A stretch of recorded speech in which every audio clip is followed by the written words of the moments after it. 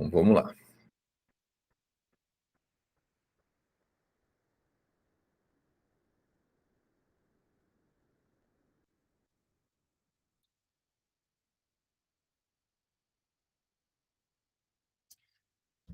Vou fazer de novo.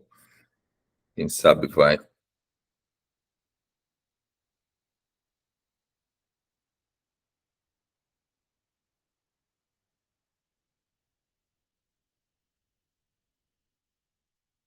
Vamos ver.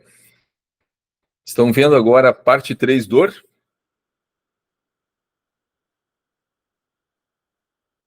É que eu pedi para vocês mutarem o microfone, né?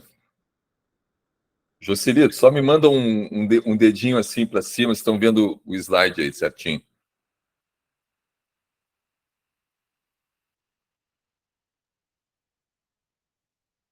Alô, Jocelito? Sim. Tá, agora eu vou trocar o slide.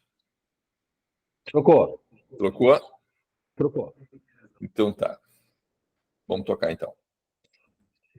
Pessoal, terceira aula do módulo 1, eu resolvi colocar nessa aula, que é a aula que antecede a nossa prática sábado que vem, a parte de dor. E na nossa parte prática, nós vamos começar com fáscia, liberação miofascial, a fáscia, liberação miofascial.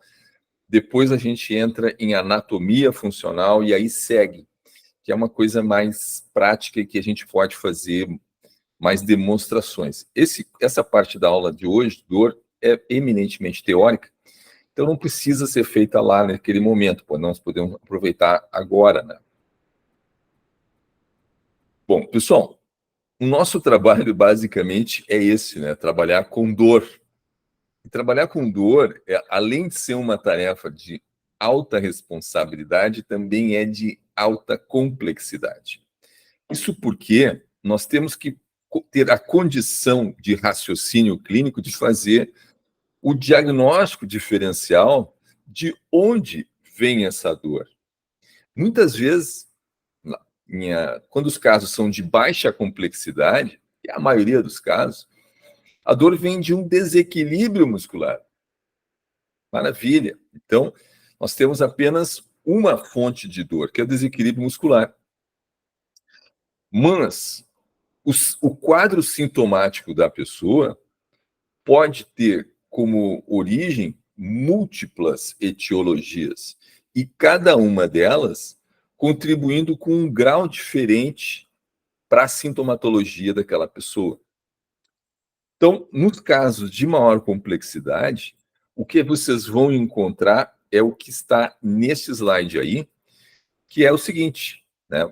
O quadro de dor da pessoa tem desequilíbrio muscular? Sim, tem lá músculos contraturados, músculos inibidos e tal. Porém, por baixo disso, por baixo do desequilíbrio muscular, pode ter uma patologia estrutural. Por exemplo, um quadril, né? Um quadril com um problema estrutural, um quadril com artrose, por exemplo. Então, essa é uma situação onde você tem o desequilíbrio muscular gerado por uma patologia estrutural. Vocês vão conseguir resolver o problema da pessoa? Não. Por quê? Porque tem uma patologia estrutural subjacente.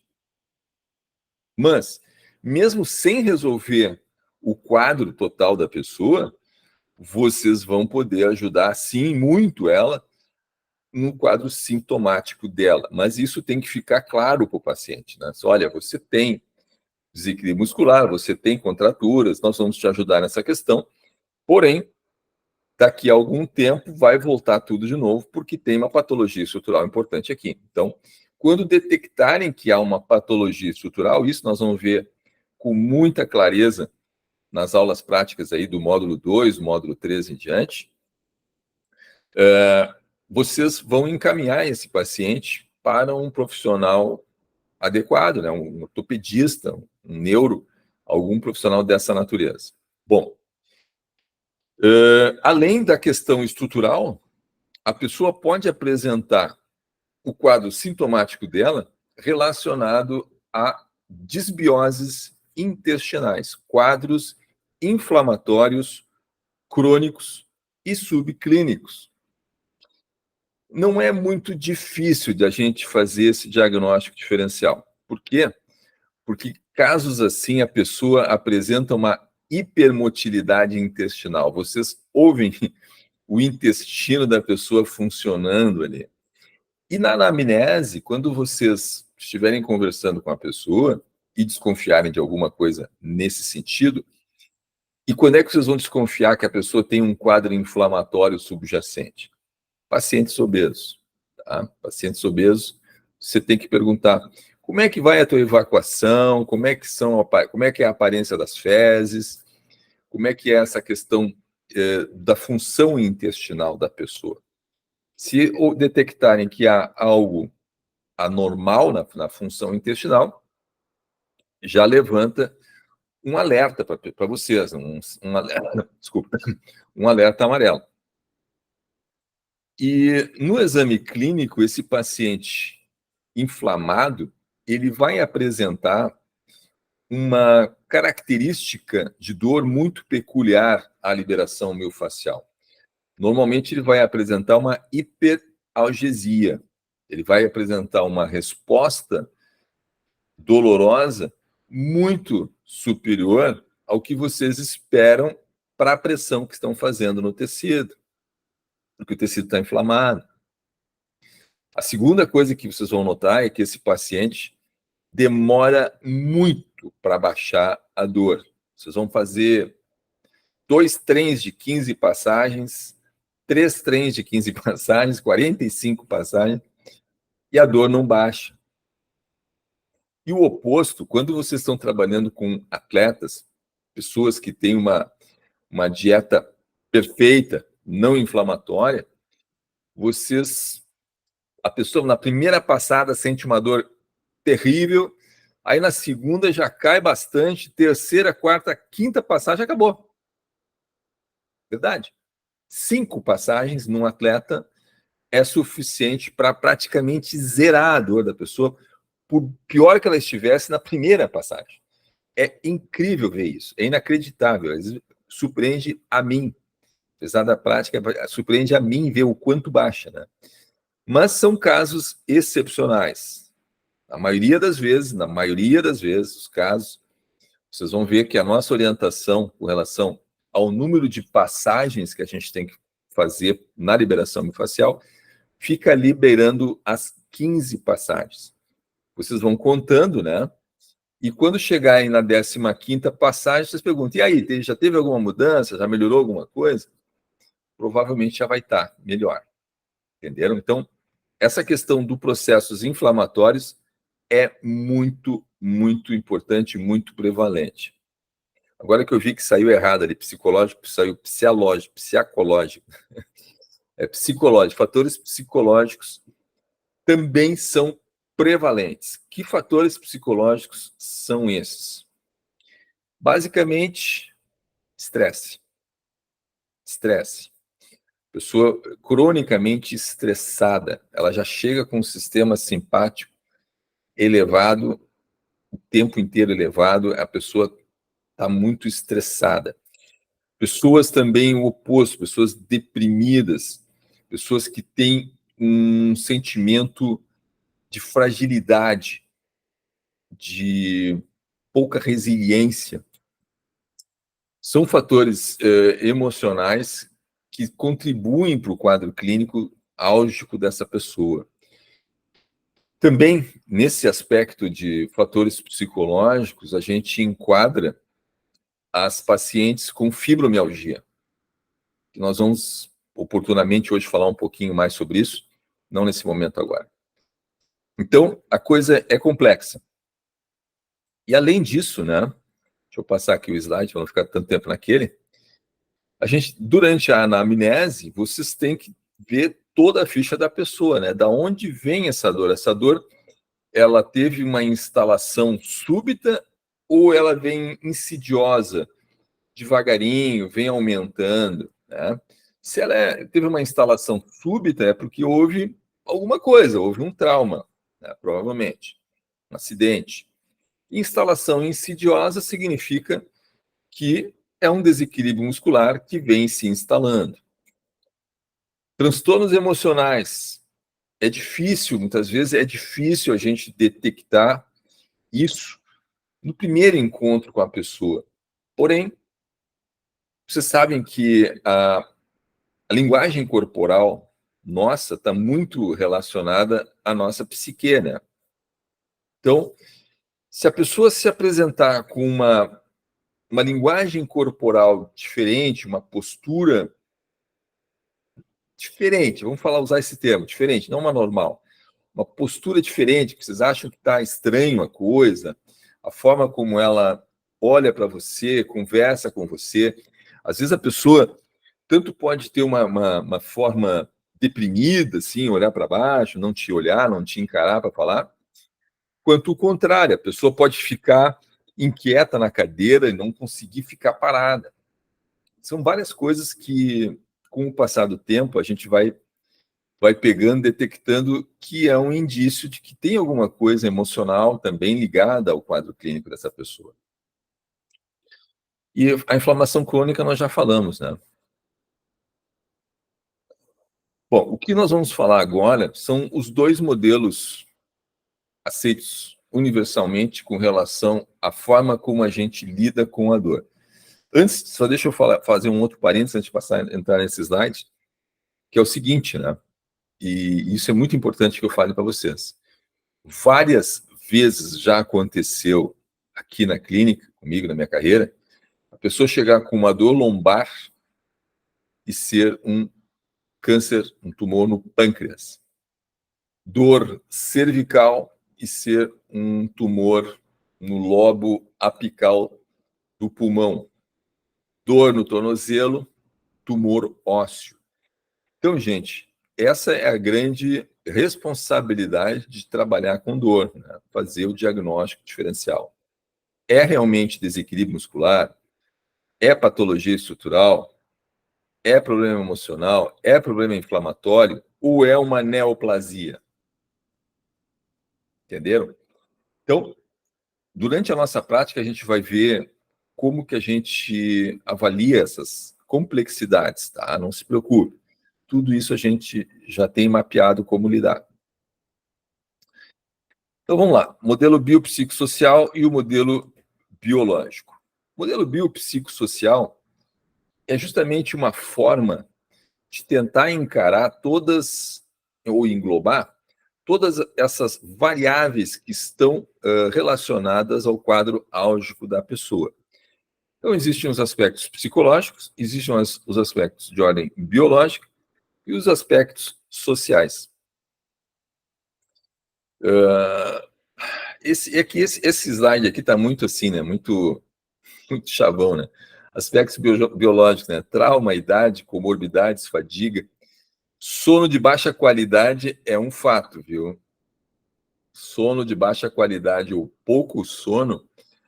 Se eu estou sem dor nenhuma agora, né? Eu ficar 2, 3 dias dormindo 4 horas por dia, é batata. No quarto dia, tu vou acordar com dor.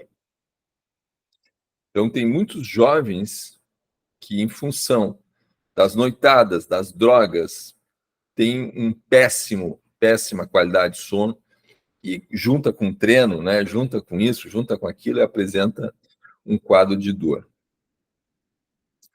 Psicológico, depressão, ansiedade, estresse, né? Sensação de catastrofismo, né? Que é aquela sensação de que a pessoa é frágil, né? Pouco resiliente, como já falamos. E a questão social, está ali status socioeconômico, mas eu acho que status socioeconômico já não se enquadra bem nessa categoria aí. A questão social é como que o entorno da pessoa, a ecologia social, né, do entorno do paciente, lida com as queixas dela.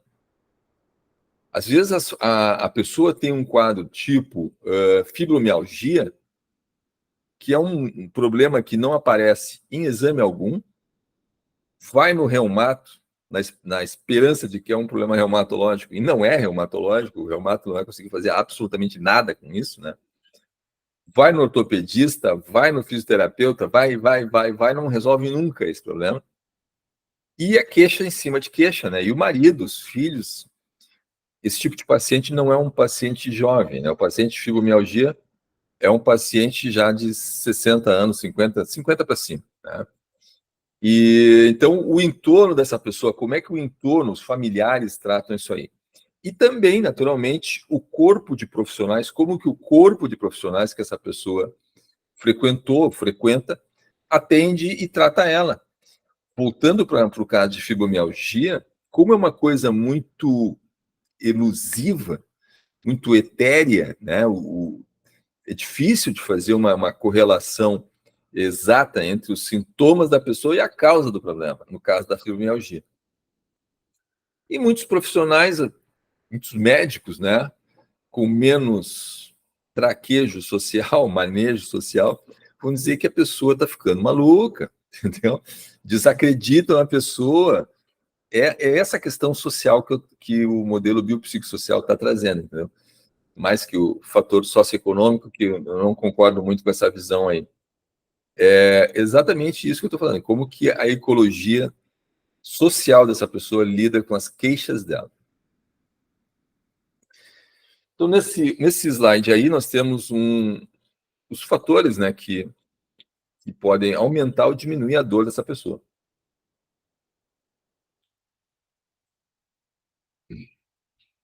Então, a dor aumenta, né?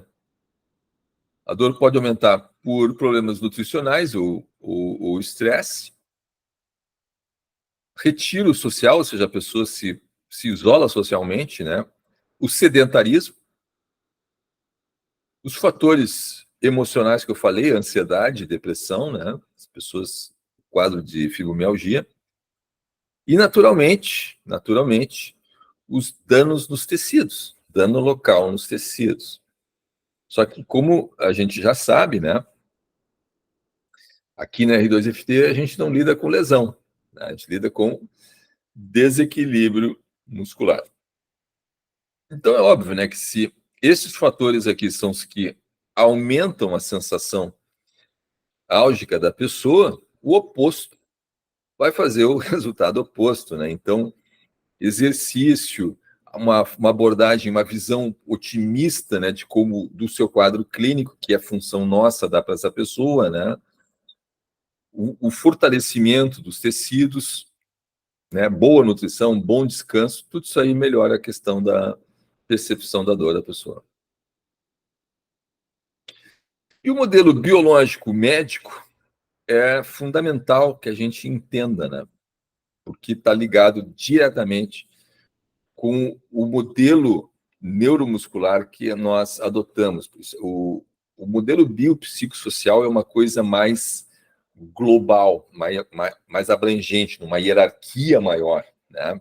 Abrange, é um guarda-chuva maior, o modelo biopsicossocial. Já o modelo biológico diz respeito a como que o dano ou não é o dano, mas as alterações no tecido miofascial afetam a percepção da dor, tá? Então, observe aqui, nós temos que, eu chamei aqui de uma lesão. Uma lesão, o que causa? A inflamação, porque o que vai startar o processo de cicatrização daqueles tecidos é o processo inflamatório. Esse processo inflamatório, ele se caracteriza pela liberação de citocinas pró-inflamatórias, que tem duas áreas de atuação. Tanto vai sensibilizar os nociceptores, as terminações nervosas livres, que nós vimos na aula anterior, são responsáveis por 80% da carga proprioceptiva, quanto pode também sensibilizar os astrócitos e a micróglia do sistema nervoso central, causando sensibilização central, sensibilização do sistema nervoso central, que vai gerar dor crônica. Claro, essa situação aqui de baixo, de afetar os astrócitos, afetar o sistema nervoso central, isso aqui ocorre a partir de 2, 3 meses, quando a dor se torna crônica, né? E aqui já temos um pepino para resolver, né? Quando a dor se torna crônica. O problema é que, na maioria das vezes, realmente a gente vai trabalhar nessa situação, né? De dor crônica mesmo, né? Mas, enfim, do ponto de vista neuromuscular, a sensibilização dos nociceptores é o que mais nos atrapalha, né? Porque uma vez que as terminações nervosas livres estão ocupadas, sinalizando dor para o cérebro, a tua própria percepção na região lesada está severamente comprometida, né? O que inviabiliza qualquer tipo de abordagem cinesioterapêutica, seja alongamento, seja fortalecimento. É por esta razão, exatamente por esta razão, que quando a lesão está aguda, não há o que fazer. É deixar os tecidos cicatrizarem, baixar o processo inflamatório. Entendeu? Então, nesse slide, vocês lembram que na aula anterior, na primeira aula, na aula que a gente fala sobre o escopo operacional, olha, não mexam em lesões recentes? Pois é, a explicação é essa aqui, né? Vocês têm que esperar baixar o processo inflamatório, cicatrizar os tecidos, para aí, então, trabalhar nas sequelas neuromusculares que esta lesão gerou. Vamos recapitular. A lesão sensibilizando os nociceptores e outras terminações nervosas livres, elas ficam ocupadas com as citocinas pró-inflamatórias, prejudica a propriocepção, prejudica o controle motor, o cérebro manda sinal de facilitação, trava tudo, esses músculos que ficam travados inibem outros e está feita a confusão, né? Está feito o desequilíbrio muscular. E quando passar o processo inflamatório, quando os tecidos cicatrizarem, a bagunça neuromuscular vai continuar lá. A pessoa já não tem mais a lesão, não está mais ativa, já cicatrizou, passou 30, 40, 45, 60 dias, mas a pessoa continua toda contraturada. Entenderam? E é aí que a gente entra. Beleza? Percepção da dor, a liberação miofascial. Isso aqui é uma coisa muito importante da gente falar, porque vocês têm que reconhecer isso, vocês têm que entender que cada pessoa vai perceber de uma forma diferente o que vocês fizerem.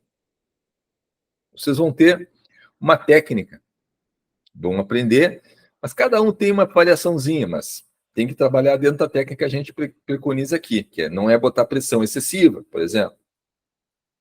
Só que cada pessoa vai manifestar de uma forma peculiar o que está sentindo. Por isso que é muito importante nós calibrarmos as ferramentas, como a gente chama aqui, calibrar as ferramentas, quando vai ter o primeiro contato com a pessoa. Tu não conhece aquela pessoa, é a primeira sessão, o primeiro momento com ela. Então, vocês vão assim, olha, fulano, vamos fazer o seguinte, antes da gente começar, vamos calibrar as ferramentas, vamos entender o que é dor para ti e como que tu comunica a dor. Nós vamos ver isso na prática, sábado que vem, só estou dando um spoiler aqui, tá? Vocês vão chegar numa região que imaginem que ela não tem nada, tá? E examinem ali, pressionem ali, testem ali. E olhem, fiquem olhando para a pessoa, né? Ver qualquer reação do corpo dela, porque a pessoa não precisa falar, ai! A pessoa pode fazer assim, ó. Entendeu? Pode dar uma leve manifestação na linguagem corporal e sentiu dor. Outros não mostram nada. Esse que é o grande problema. O maior problema que a gente tem é o seguinte, já vou avançar esse assunto. Você está falando com o paciente vem com um rosário de queixas, assim, ó, um monte de queixas importantes, e aí você já vai mapeando na sua cabeça o que provavelmente essa pessoa tem, né? Esperando o que vai encontrar na maca. Bota a pessoa na maca, vai testar e não aparece nada. É uma merda isso, porque você fica às cegas, né? E aí você tem que voltar para a pessoa e dizer assim, olha, fulano, tu precisa me ajudar. Qualquer dor é importante, Porque as pessoas, especialmente as pessoas que têm dor crônica e os atletas, são pacientes muito difíceis de lidar por causa disso. Ou são pessoas que estão muito acostumadas a sentir dor e acham que quando tu testa ali aquilo não é nada e não manifesta nada, ou a pessoa é atleta, então é assim, não, mas estou acostumado com dor, é assim mesmo a coisa, não tem problema, não vou falar nada. É muito ruim isso. É muito ruim. Então, vocês têm que gastar um tempo falando dessa questão da percepção da dor para o paciente.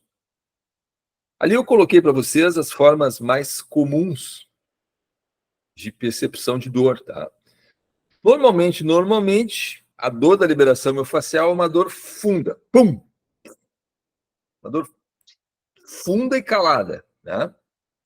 É o normal. Mas, dependendo da região, por exemplo, uma liberação miofascial em músculos superficiais, como, por exemplo, aqui o serrátil anterior ou intercostais, vai dar uma sensação de queimação na pessoa.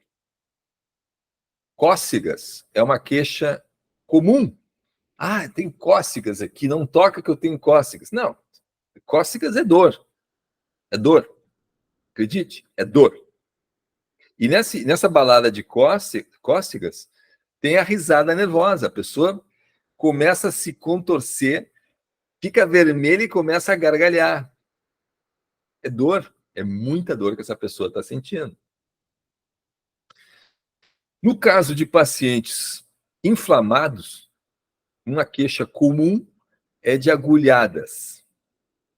Tem uma piada que eu falo que é a seguinte: uma paciente idosa, obesa, né, italiana, ela dizia assim, ó, meu filho, parece que você tem agulhas nas mãos. Agulhas nas mãos. Que a sensação é de inflamado, o tecido está todo inflamado, ela está com uma puta de uma celulite ali, está tudo inflamado. Então, quando a gente passa, espinha ela, entendeu? Tudo é dor, tudo é dor. E isso é muito importante, tá? Porque, então, volto a repetir, mesmo que a pessoa diga ou perceba pouca dor, vocês nunca vão pelo que a pessoa está sinalizando somente. Vocês têm que ler o tecido. Se acharem que o tecido está muito duro, está anormal aquilo ali e a pessoa não está revelando muita coisa, conversem e sigam com o plano de intervenção. Porque não dá para se pautar nessa questão dela ali, entendeu? Que é pouca coisa, não é nada. Não façam esse erro, não cometam esse erro.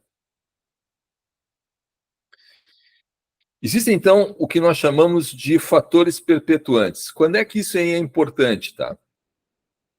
É muito importante a gente analisar essa questão quando o paciente volta na segunda sessão igual à primeira sessão.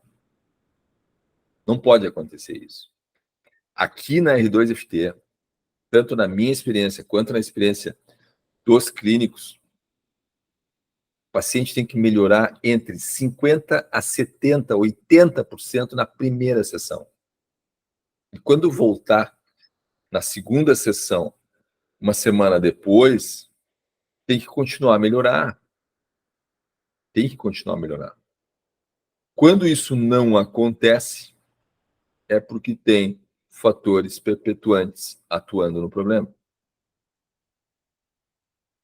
E esses fatores perpetuantes têm duas grandes famílias, ou são internos ou são externos.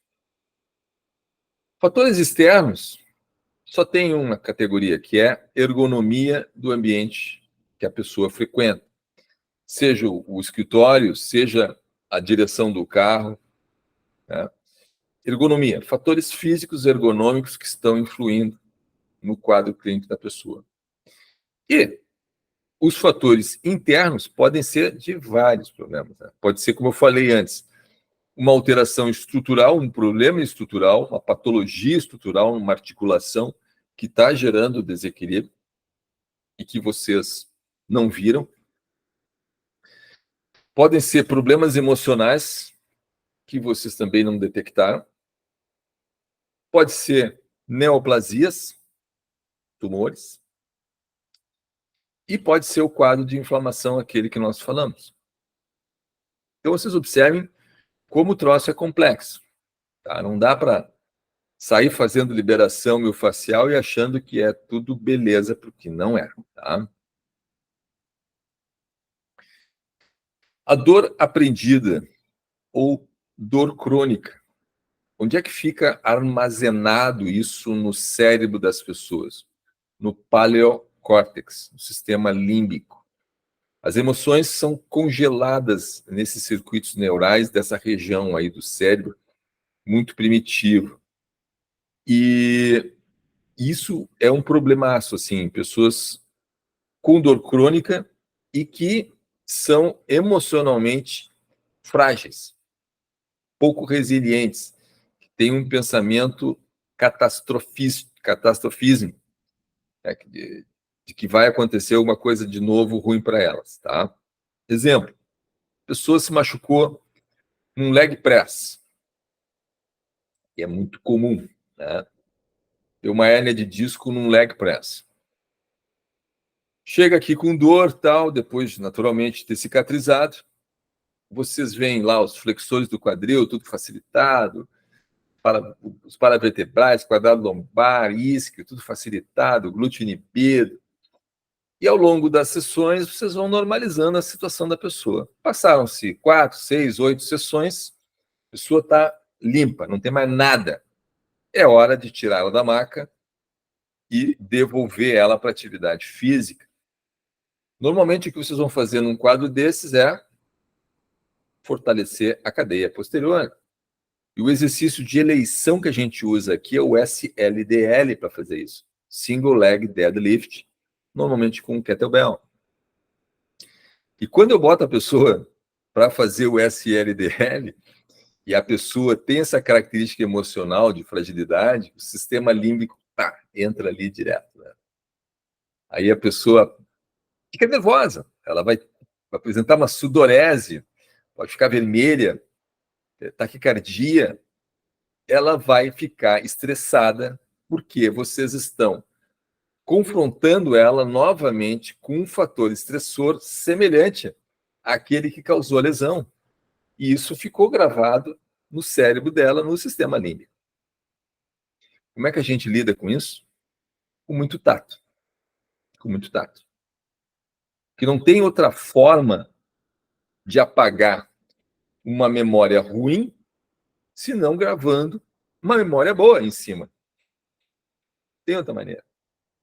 Então, vocês têm que assegurar a este paciente que vai ser tudo certo, que vai dar tudo certo, que vai ser uma experiência boa, que nós já limpamos tudo, tu não tem mais contratura nenhuma, tu já está forte, ativado, não tem mais nada facilitado.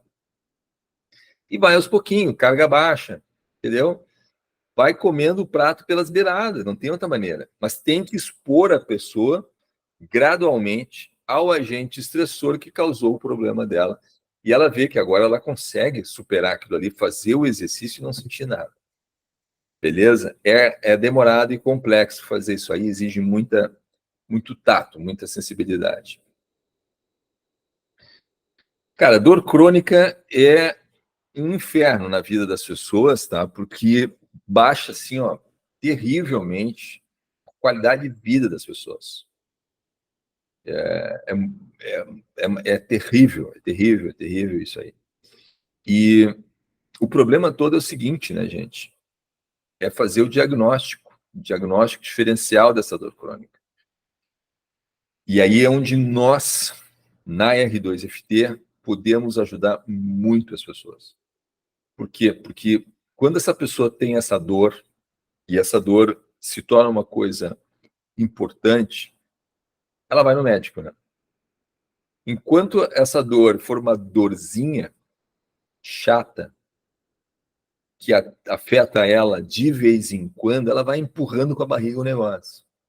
Né? Vai empurrando, vai empurrando.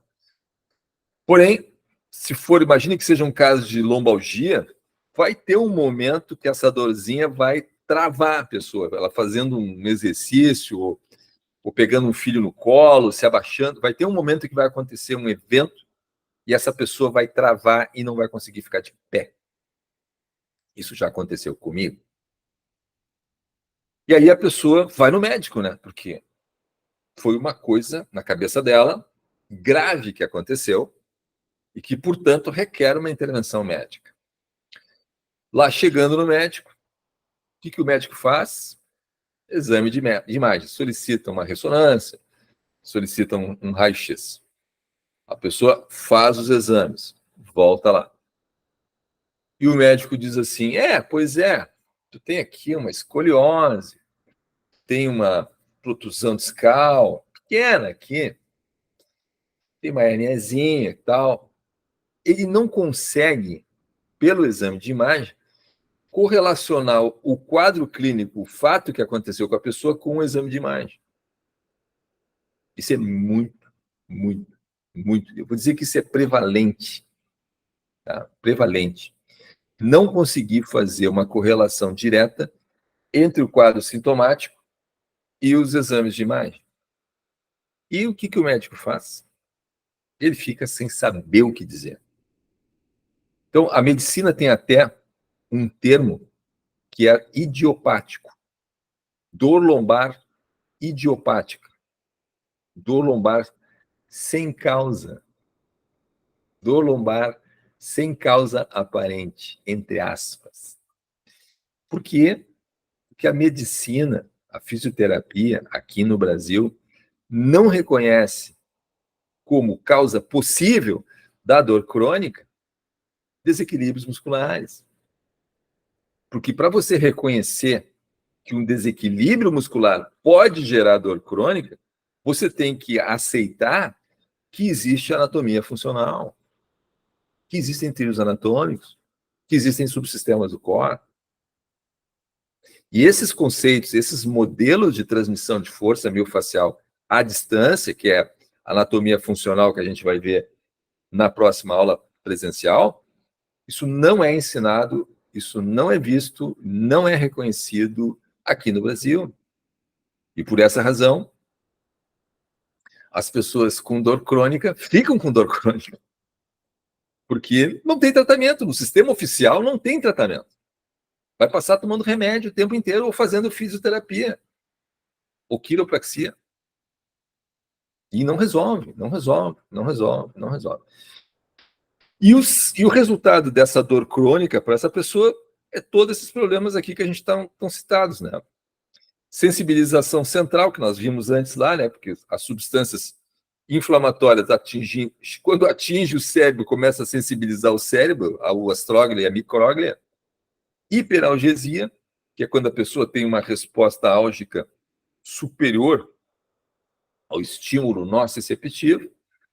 Esse problema todo fica gravado lá no hipotálamo, né, na memória do circuito da dor aprendida, mantém o simpático elevado, estresse o tempo inteiro, por causa do cortisol. Né? O cortisol é resultado do sistema simpático elevado.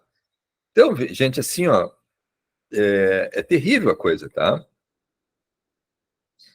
E esse estresse, ele é aplicado em 3 sistemas de choque.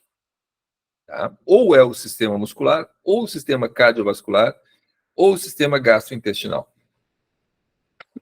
Com licença.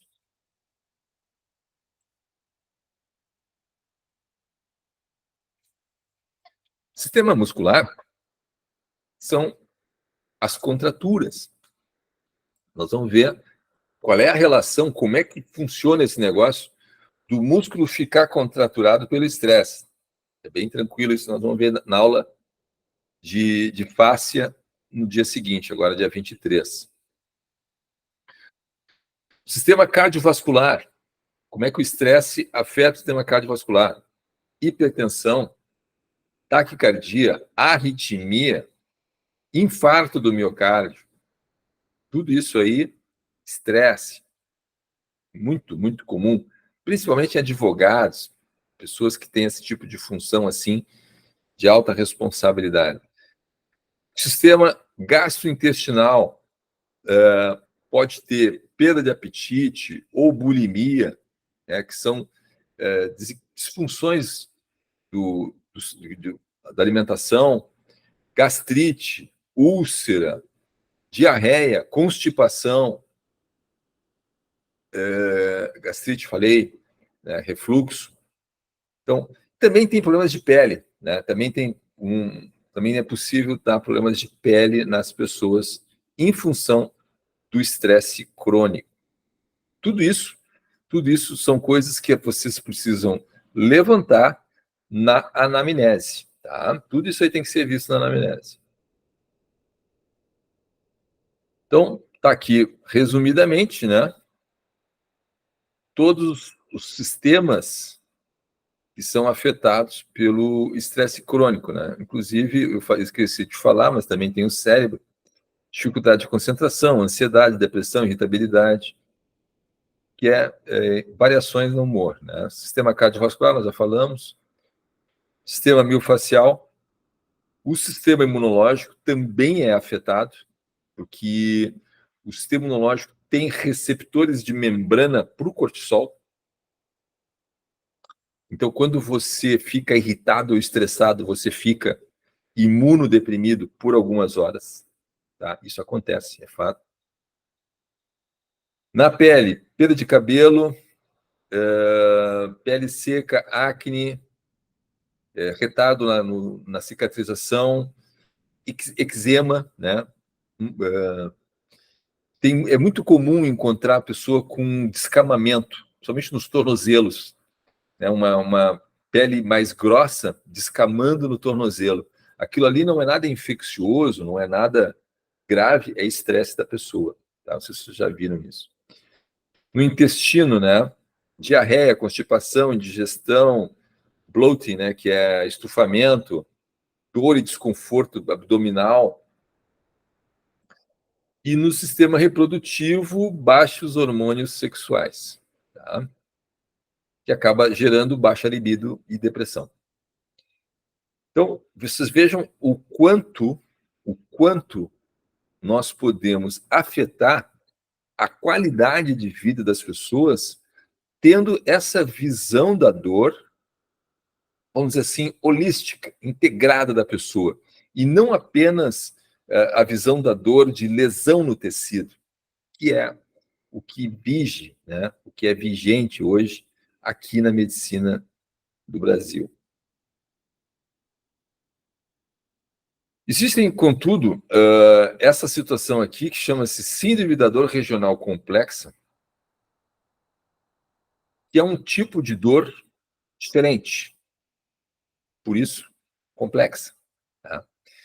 Ela não é difícil, não é difícil de ser identificada, mas é difícil de aparecer.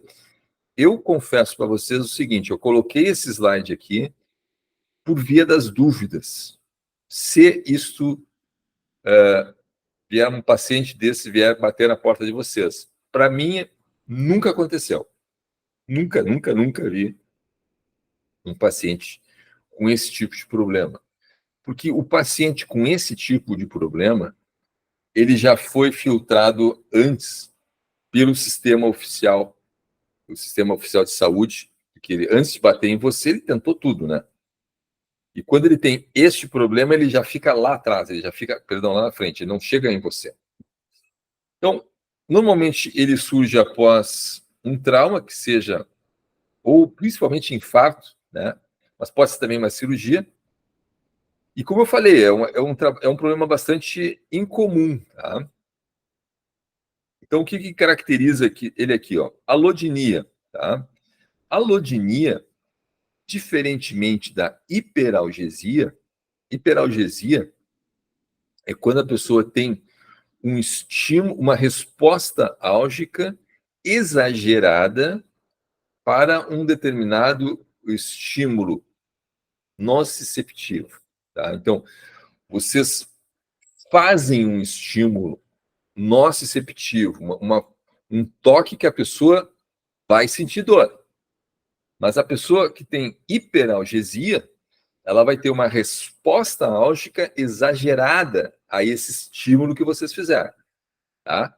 Isso é hiperalgesia. Já a alodinia, não. A alodinia não é isso. A alodinia é muito pior.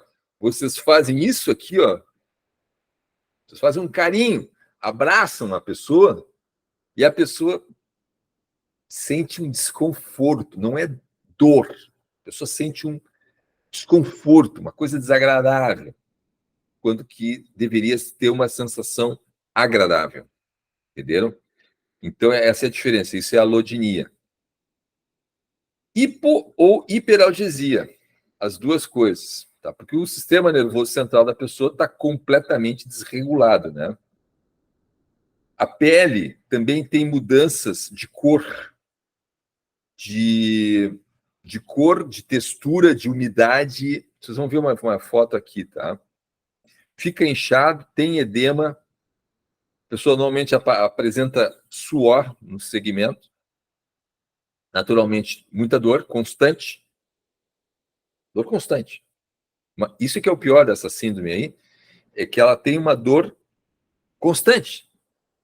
Constante. Que piora ou fica assim, mas está sempre com dor. Sempre com dor. Então a vida da pessoa é um inferno. Imagina que é tentar dormir com isso, né? Só vai conseguir dormir com muita bomba, né? Não tem como, né? A apresentação é essa aqui, ó. Vocês estão vendo, ó, edema, eritema, né? Tudo inchado, isso aqui tá tudo. Vocês imaginem o que isso aqui faz, essa quantidade de líquido e substâncias pró-inflamatórias fazem nas terminações nervosas livres desse segmento aí todo, entendeu? É terrível, né? Terrível. Então, dor contínua, latejante, de queimação, sensibilidade, que fica todo desregulado, né? Edema, eritema, enrijecimento, fraqueza. Meu, é muito complicado esse problema, como o nome sugere, né? Dor regional complexa. Muito bem, estamos já com 17h56.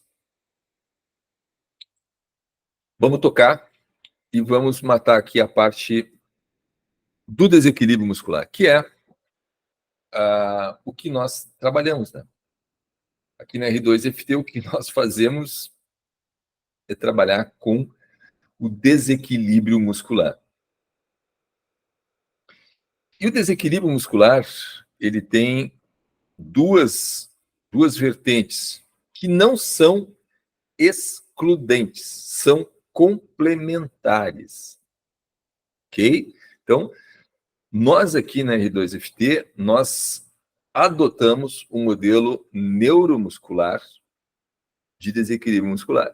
Se vocês tiverem condição de um dia pegar o livro da doutora Shiley Sharma e estudarem como que ela trata as coisas, vocês vão ver do que eu estou falando, a diferença entre fazer um tratamento mecanicamente de um tratamento neuromuscular.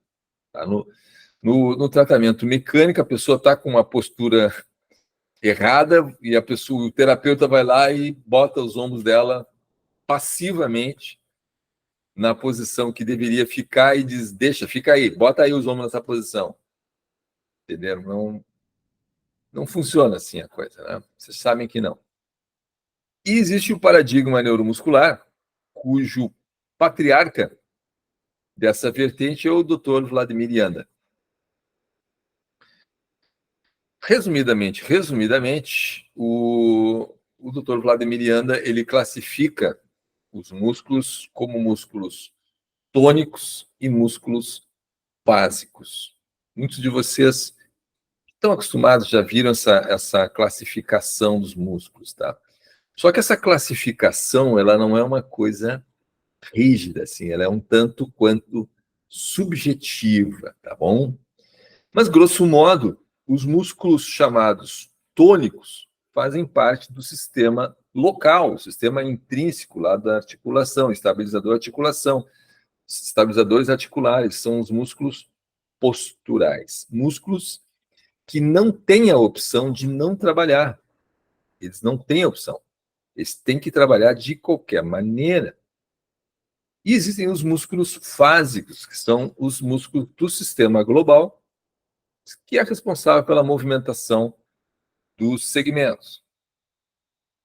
O Dr. Janda, ele observou que o sistema local o sistema tônico postural, ele é sujeito à inibição. E o sistema fásico, à facilitação. Perdão. Eu falei errado. O sistema tônico, o sistema postural, é sujeito à facilitação, e os fásicos, o sistema movimentador, os músculos globais, os que movimentam os segmentos, à inibição. Aqui, ó. Quando estressados, alguns músculos se tornam tensos e facilitados, e outros se tornam fracos e inibidos. Está aqui o Dr. Vladimir Janda, e aqui a síndrome cruzada superior, que é um modelo que ele desenvolveu na década de 70, 72, 74. Tá? Nesse modelo aqui, ó, de postura, o que se observa? Tá? Em X, ó. Nessa linha aqui, nós temos músculos que estão inibidos, e nessa linha aqui, músculos que estão facilitados, contraturados.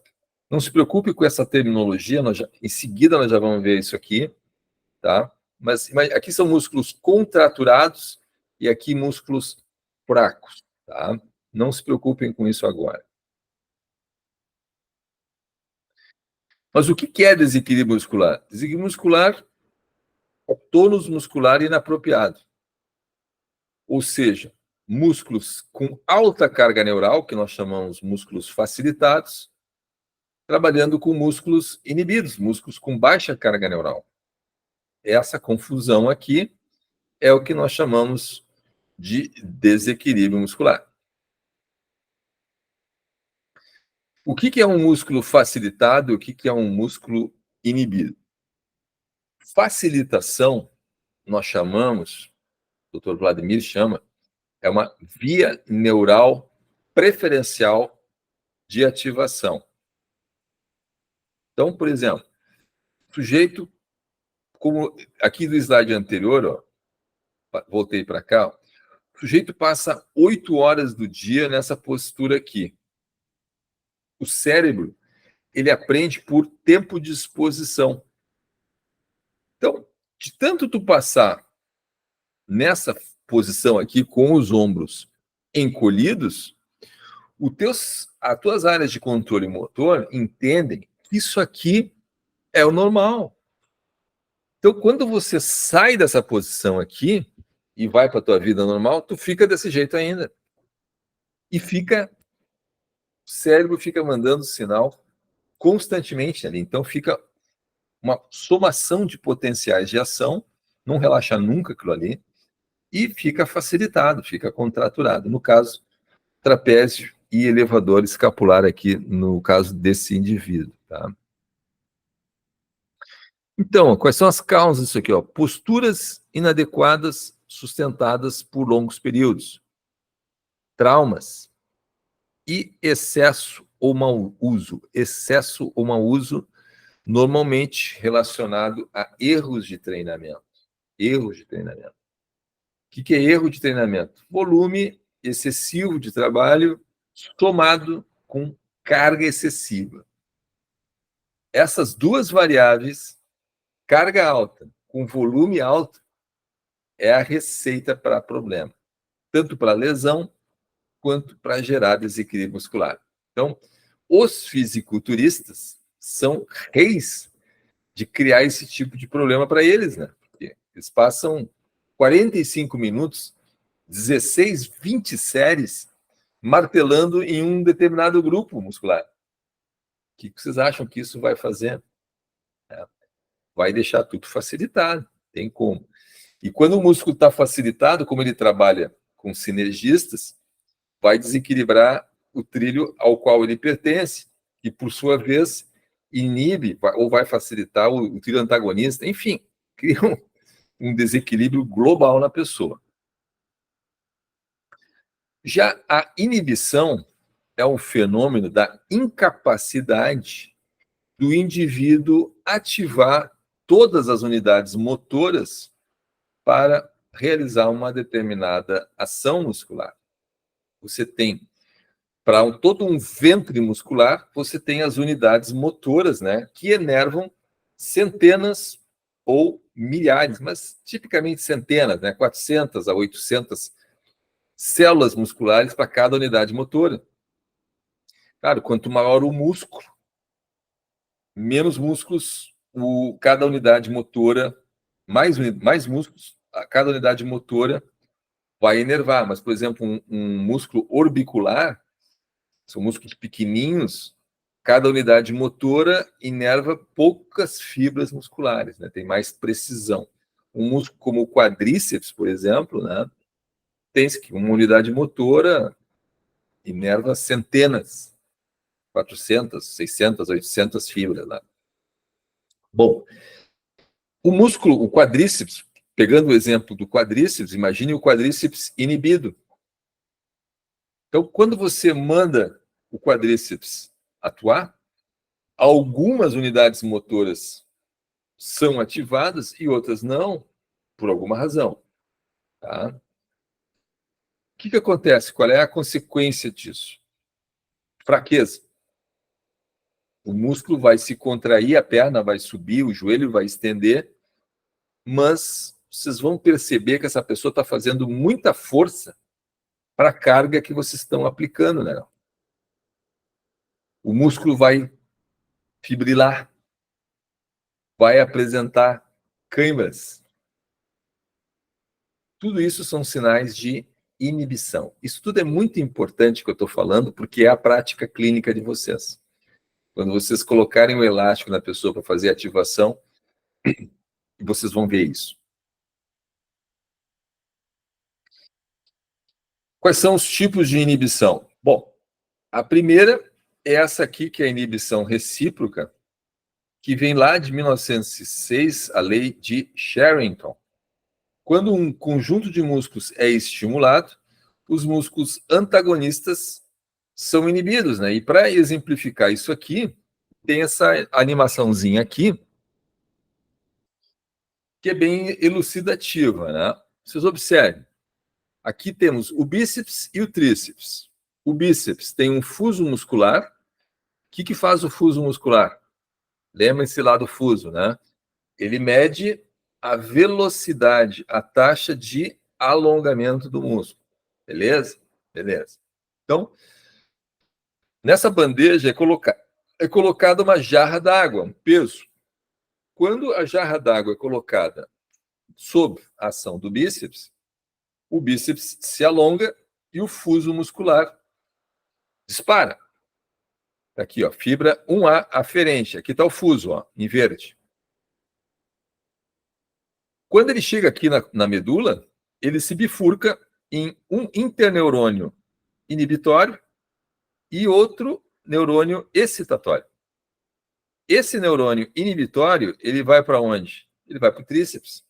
Ele vai inibir a ação do tríceps.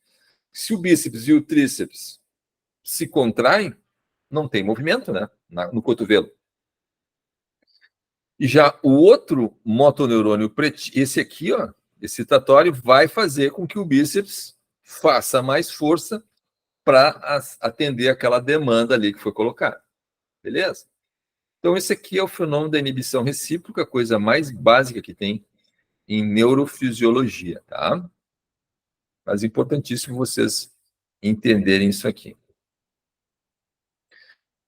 A inibição autógena é um fenômeno que serve para proteger o músculo do rompimento e tem na parada a atuação de quem?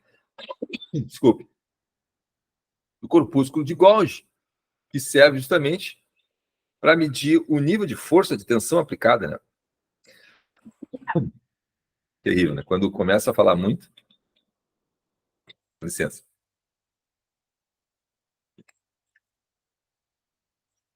Quando o GPO detecta que a força feita está chegando num limiar perigoso, ele desliga o músculo.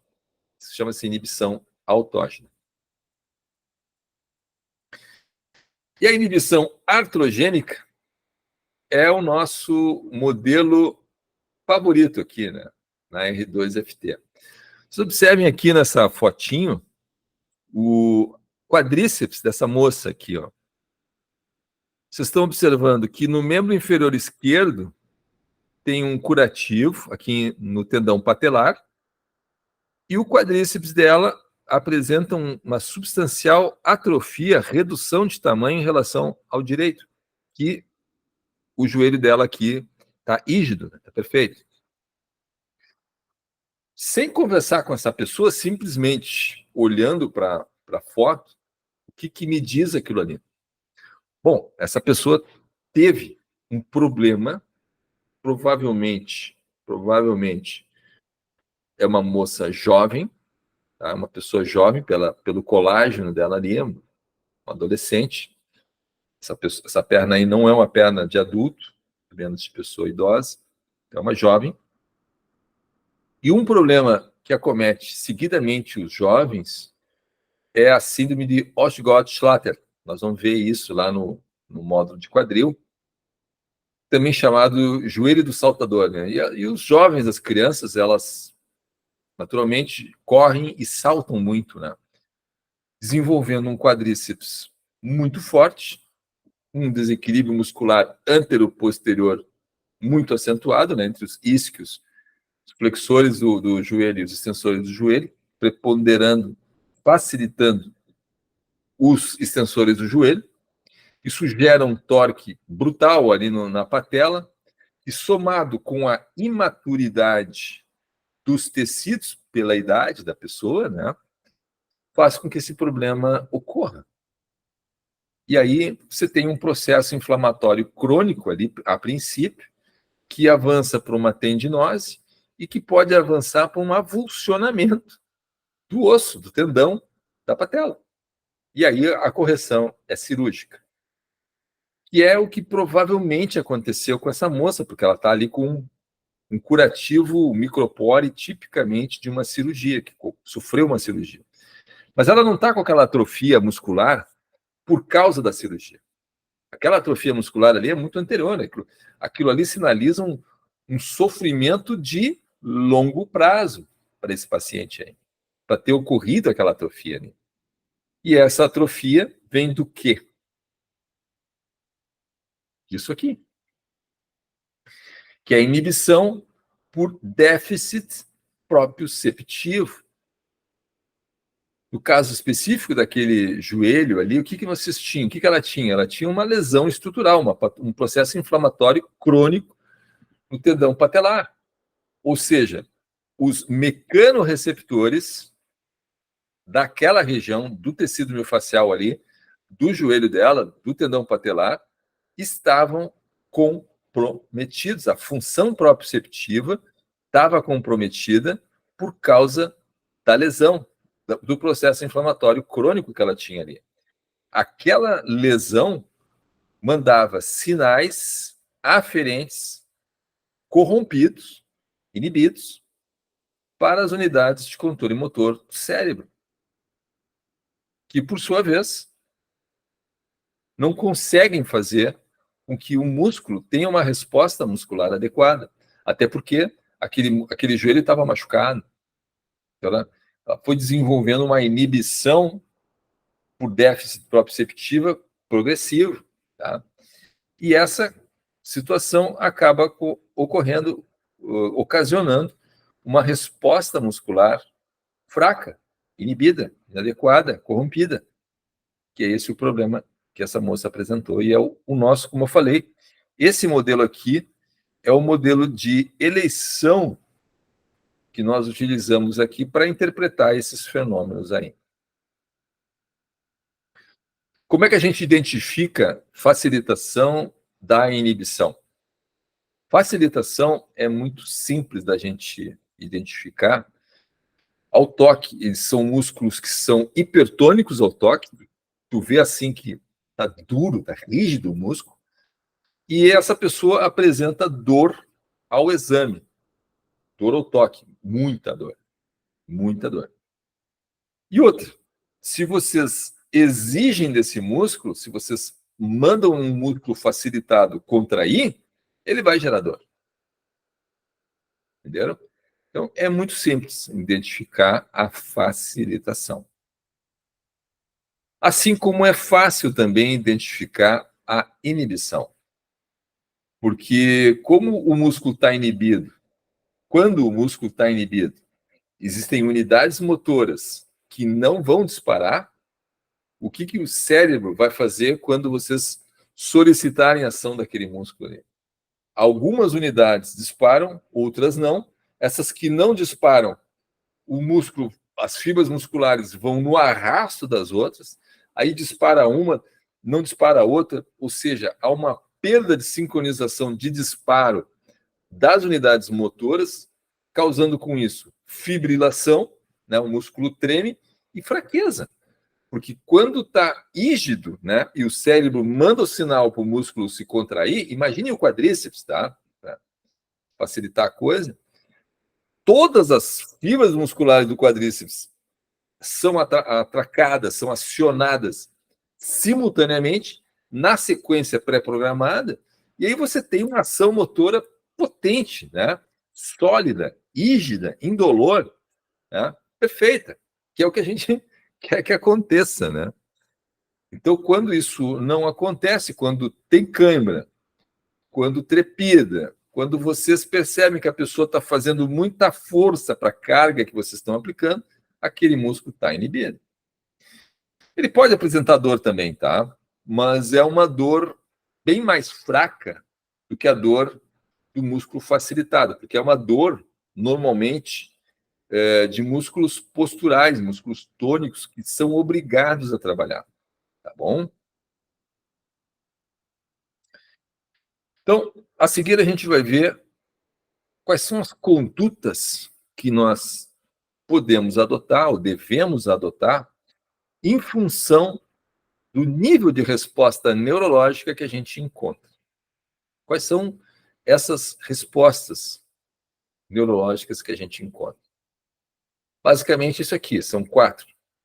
Se vocês forem olhar, estudar no Kendall, tá? Músculos, provas e funções do Kendall, o Kendall faz uma escala de resposta neurológica imensa, tá? Por quê? Porque aquilo ali é um livro feito para fisioterapeuta lidar com lesões neurológicas, acometimentos neurológicos, AVC e outros problemas assim. Nós não vamos trabalhar com esse tipo de paciente, tá? Então, eu fiz essa forma mais simplificada de resposta neurológica, tá? Então, basicamente, ou vai ser forte ou fraco, ou vai estar inibido ou facilitado. Forte é uma contração funcionalmente rígida, contração sólida, indolor, forte, facílimo de identificar. Todo mundo acho que sabe o que é um músculo forte.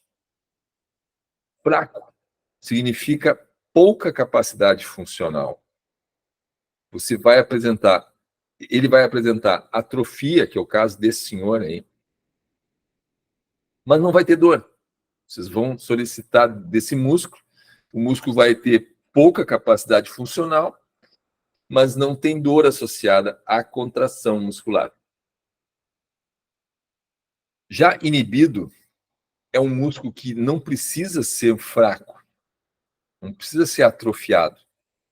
Vocês vão encontrar muitos fisiculturistas, atletas, outros, com uma boa massa muscular, ou mesmo pessoas comuns com boa massa muscular, não atrofiadas, não pessoas como esse senhor aí que eu mostrei, estou mostrando, mas com a musculatura inibida, com um músculo com baixo nível de ativação, com fibrilação, com cãibra, talvez sem dor ou pouca dor.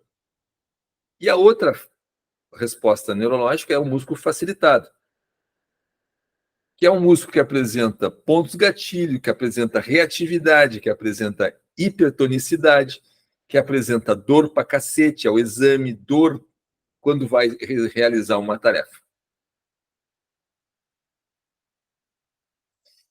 E quais são as condutas? Quais são, como é que a gente deve lidar com essa situação? Só um parênteses, uma curiosidade aqui, eu fiz aqui nesse slide é o seguinte: vocês estão vendo esse homem aqui de barba à direita, né? Ele é filho desse senhor aqui à esquerda. O senhor à esquerda, nesse momento da foto, ele já estava com câncer em estado avançado. Isso é foto de 2015, mais ou menos. Já faleceu já faz tempo. Mas esse aqui é filho daquele lá. Voltando. Então, nesse quadrinho aqui, a gente bota por terra muitos mitos urbanos, muitos mitos de academia. Aquele mito de que o alongamento passivo é sempre bom. Tá?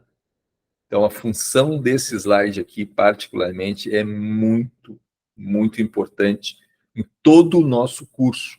Esse slide aqui, muito importante em todo o nosso curso. Então, eu peço que vocês deem um print de tela ou tirem uma foto desse slide com o telefone de vocês, para não se esquecerem disso e ficarem pensando nisso.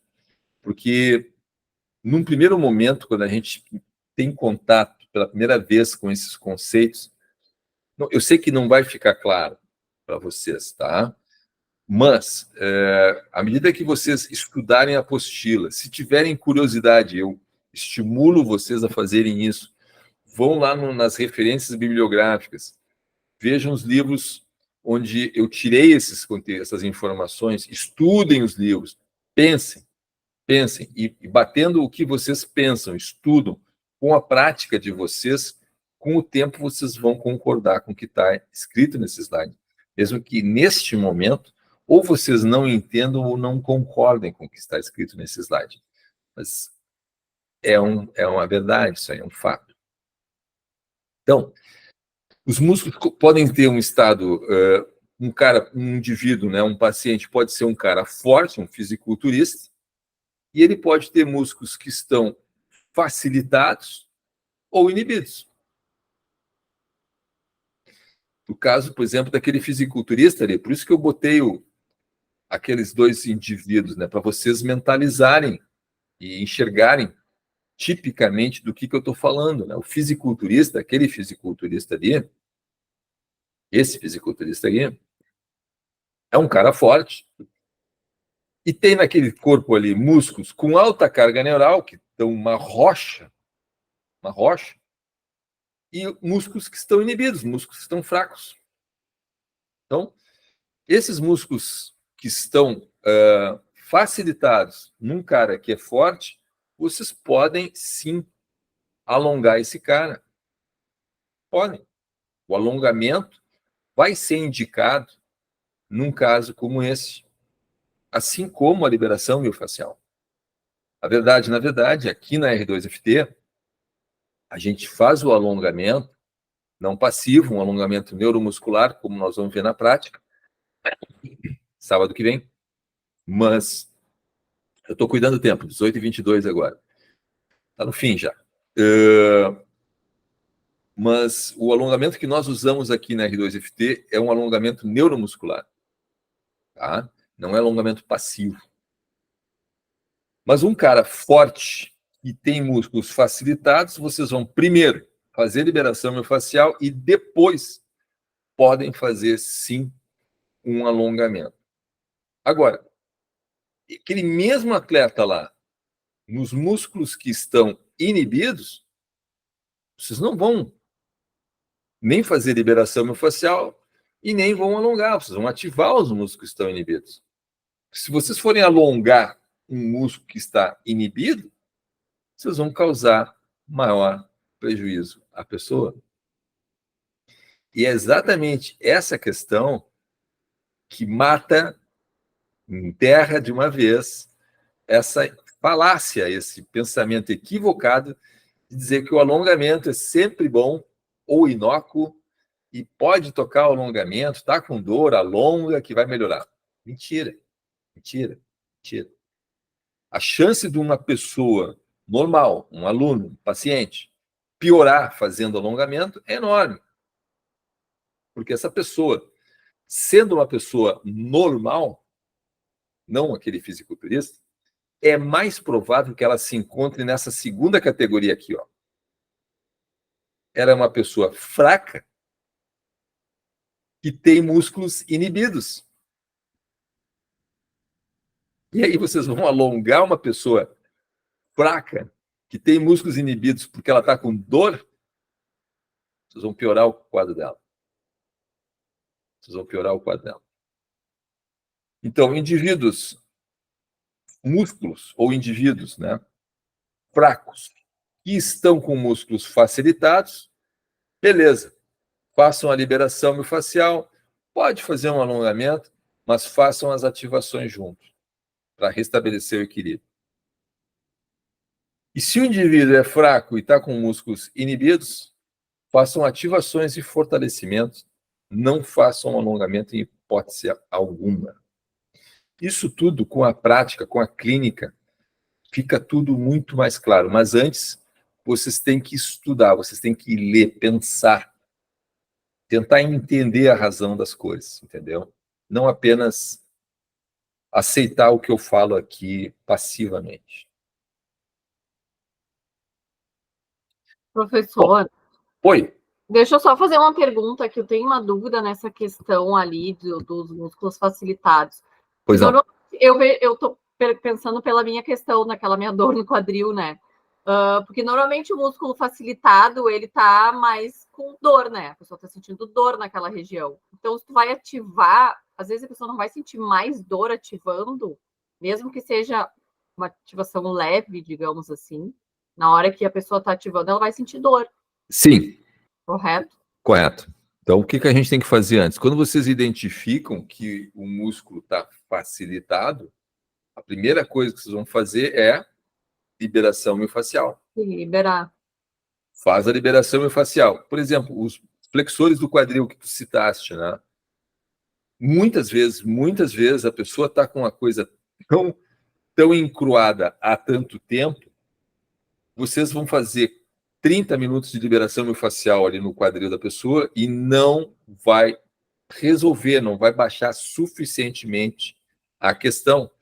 Aí vocês vão fazer o quê? Vão tocar um alongamento nela, um alongamento PNF, proprioceptivo, que vocês vão ver, vão complementar, né, a liberação miofascial com um alongamento. Aí vocês vão iniciar o processo de ativação. Depois que fizerem a parte da liberação miofascial, vocês vão fazer as ativações, né? Porque é disso que resume o nosso trabalho. Para restabelecer o equilíbrio muscular, o que a gente tem que fazer? Baixar a carga neural de quem está facilitado e aumentar a carga neural de quem está inibido. Beleza? Então, no caso do quadril, se os flexores do quadril, algum dos flexores ou todos os flexores do quadril estão facilitados, isso significa, já sabe o que é? Que o glúteo está inibido. Se o glúteo está inibido, aí vocês pensam na linha posterior superficial, o glúteo está conectado com o quadrado lombar, acima, e abaixo com os isquiotibiais, certo? Se o glúteo está inibido, ele vai espirrar tensão para quem? Para o quadrado lombar e para o isquio, certo? Então vocês vão fazer liberação miofascial em quem? Nos flexores do quadril, vira a pessoa de barriga para baixo, quadrado lombar, isquiotibiais, e aí vocês vão fazer o quê? Vocês vão ativar essa pessoa, mas vão começar a ativar por onde? Pelos antagonistas de quem estava pior. Quem estava pior, neste caso especificamente, eram os flexores do quadril. Então vocês vão começar a fazer as ativações por onde? Pelos extensores do quadril. Isso não quer dizer que depois de ter feito a ativação dos extensores do quadril, vocês também vão ativar os flexores do quadril. Ah, mas os flexores estavam facilitados. Sim, estavam facilitados, mas você baixou eles. Você fez a liberação miofascial deles. E é aquela história. Muitas vezes isso acontece comigo também. Eu não baixei tudo, eu não baixei todos. Às vezes passa. Então, na hora que eu vou fazer a ativação do cara que estava facilitado, daqueles caras que estavam facilitados, a pessoa sente dor. Ela vai te dizer, eu estou com um incômodo aqui no tensor da face lata. Tranquilo, que é normal da gente esquecer. Encerra ali, interrompe ali o processo e dá uma complementada, 15 passagens no tensor da face lata, libera um pouquinho mais, volta a testar, a pessoa já não sente mais dor. É assim o processo, tá? O processo clínico se dá desta maneira. Não é ciência espacial, não é uma ciência exata. Isso aqui é medicina, não é uma ciência exata, né? Então vocês vão errar, vocês vão testar hipóteses, testar raciocínios. Ninguém vai cobrar de vocês que acertem com precisão suíça todas as intervenções desde o início. Isso não existe, né? Vocês vão passar por um longo período de tempo. Longo período significa 2, 3 anos de prática, até começar a ganhar uma confiança tal que permita a vocês a trabalhar clinicamente. Por isso que precisa toda essa prática para poder se tornar clínico. Não tem como vocês, só com uma teoria de 1 ano aqui, fazer atendimentos de maior complexidade, né? Respondi a pergunta? Sim, sim. Respondeu. Só faz a gente ver que tem que estudar muito mesmo. Mas tá, obrigado. Respondeu. Mas não é nem estudar, é o de menos, porque é alguns minutos ou algumas horas. Agora, o complicado mesmo é a prática, né? Porque são Sim. dezenas. Cada caso, né? Aquilo que tem que é cada pessoa mesmo, não adianta. Na prática que a gente vai ver, realmente. Mas respondeu, sim, obrigado. Ok, 18h30 agora, já estamos nos finalmente aqui. Bom, isso aqui que eu estou apresentando para vocês é o que consta no livro do Dr. Vladimir Janda, tá? É assim que ele classifica as coisas. Não quer dizer que vocês têm que memorizar isso aí. Também eu vou afirmar para vocês, estou dizendo para vocês que aqui na R2FT a gente não leva isso aí ao pé da letra.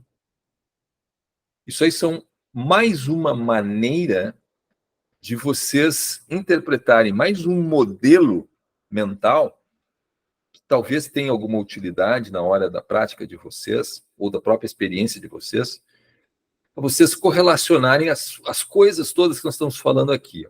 Por exemplo, sistema tônico estabilizador, sujeito, portanto, à facilitação.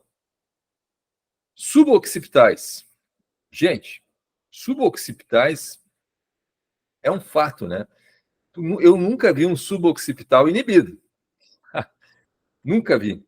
Nunca vi. Mas o trapézio medial e inferior é batata, né? Esses aqui estão sempre inibidos, porque eles estão correlacionados com problemas posturais, como a gente vai ver lá no módulo 3, do complexo de ombro e cervical. O peitoral é batata, que isso aqui está sempre facilitado, principalmente o peitoral menor, Os romboides estão sempre inibidos. O trapézio, alguém já viu algum trapézio inibido? Eu não, né? Mas o serrátil anterior, direto, né? Assim como o elevador escapular, porque trapézio e elevador escapular são dois irmãos, né? Onde um vai, o outro vai atrás, né?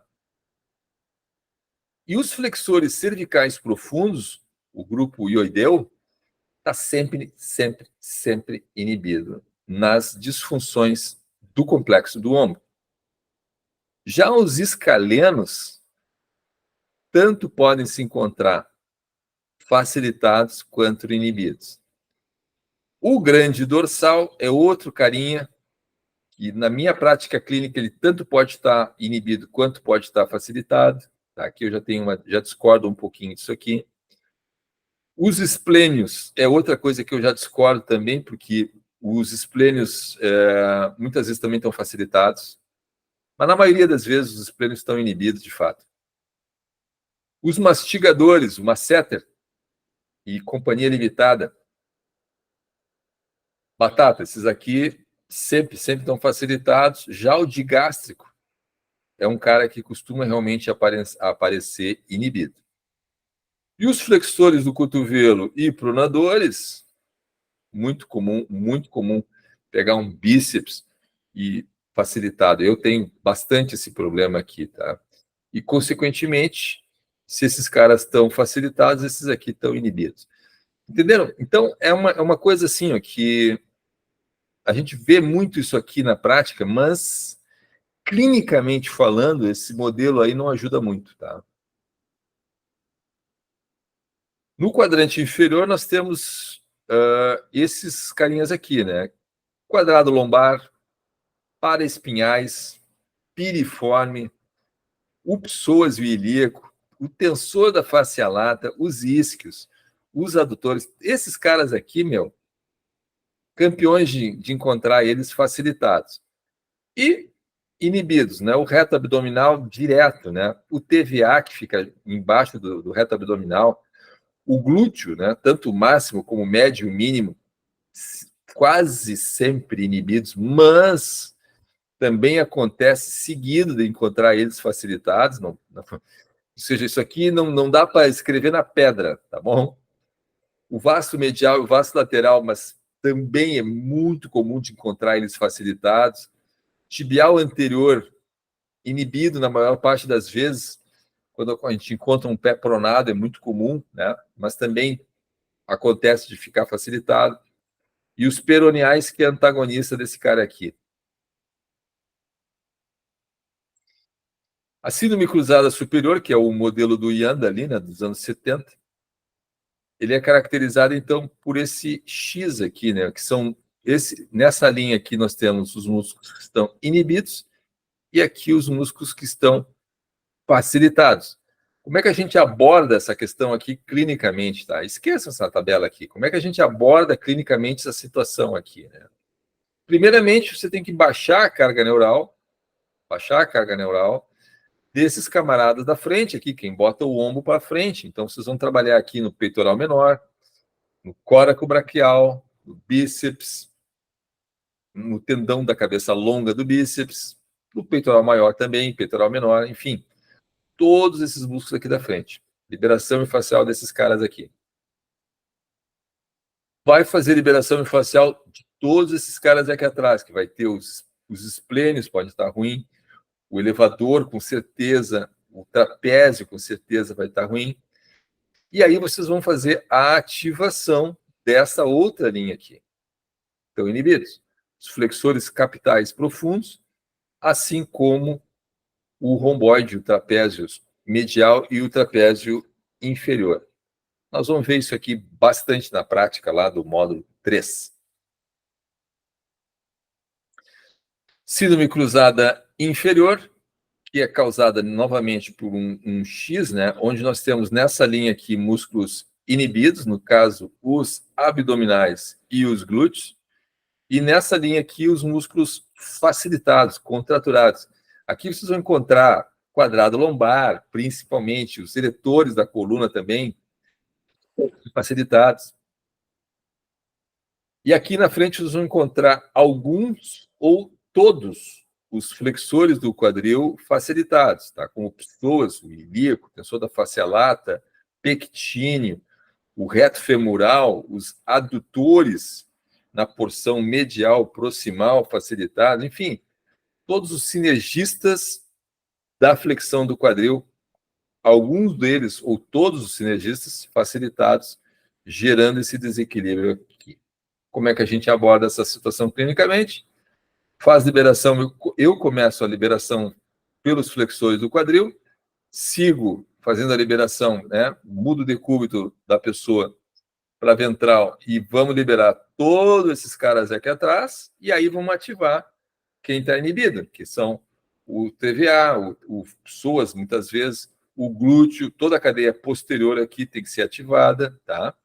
Nós vamos ver isso aqui já no módulo 3. Não, 2. Esse aqui é o módulo 2. E assim nós terminamos agora a nossa aulinha. Essa parte aqui nós vamos já começar na presencial sábado que vem. Então, vou interromper.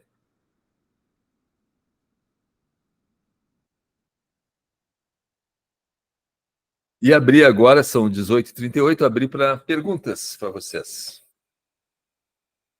Vocês podem falar suas experiências, seus problemas, coisas que pegaram, enfim. que acharam desse, primeiro, o que acharam desse bloco aí? Pode ligar os microfones agora e vamos falar. Gustavo? Muito bem, muito bom, Ivan. Mas durante toda a aula, lá no começo, eu não quis interromper, né, para ter o segmento. A gente trabalha com um monte de profissionais liberais, trabalha com um monte de dentista, médico, advogado, pessoas que têm uma vida, não que sejam chão de fábrica, mas a postura, aquela coisa toda. Eu já conversei muito com fisioterapeutas, na qual eu já dividi clínicas, espaços aonde eu passei, e a última fisioterapeuta que é especializada em... Agora me falha a memória, ela não é só fisioterapeuta, mas tem suas especializações. E eu encaminhava meus alunos e ela dizia, ele tem isso, tem isso, tem isso. Todo mundo é torto. Todo mundo é torto, todo mundo puxa para um lado, tem... Eu cheguei para ela e disse assim, eu não tô te mandando meus alunos para tu dizer que eles são ruins fisicamente. Isso aí eles já sabem. E se não sabem, eles sentem. Mas eu quero que tu me ajude a consertar essas coisas, né? E ela, dentro das competências delas, ela sempre fez o maior esforço. Então, assim, a minha pergunta tá? A gente recebe esses profissionais, né? Que, pela condição financeira, vão nos pagar mais. Então, tu acha que, muitas vezes, se não são herdeiros, trabalham pra caramba. Trabalham muito. E eles vêm com as patologias deles. A gente vai começar a trabalhar, vai ter essa melhora, eles vão nos levar aos céus, né? Mas eu tenho o caso de 2 dentistas, que eu já dou aula para elas há 8 anos, eu já indiquei rolfista, eu já indiquei, elas já foram em fisioterapeutas das mais variadas crenças e especializações, doutorados e mestrados, e vira e mexe, elas estão sempre na mesma. Então, a minha pergunta é essa. A gente exige deles também? Exige. Porque a gente sabe que, assim, eu dou tema de casa, eu quero foto de esteira, eu quero foto de andando de bicicleta, eu quero foto correndo. Porque senão os caras se atiram nas cordas. É que nem assim, uma vez eu discuti com um aluno meu que é engenheiro, ele dizendo, pô, eu venho aqui 3 vezes por semana. Eu digo, pois é. Aí eu até anotei aqui, são 168 horas por semana.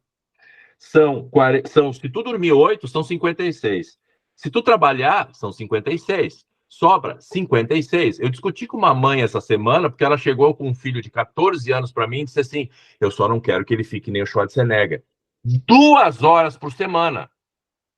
2 horas dá 56. Então, a minha pergunta é essa. A pessoa vem, faz a intervenção semanal, ou 2 que seja, e na outra semana, e na outra semana, e na outra semana. Eu não quero que ficar, né, com esse aluno durante 10 anos pagando minhas contas. Eu quero resolver o problema dele. Isso acontece? Claro. E eu vou te fazer um convite aqui, que é extensivo aos colegas que estão aqui nos assistindo.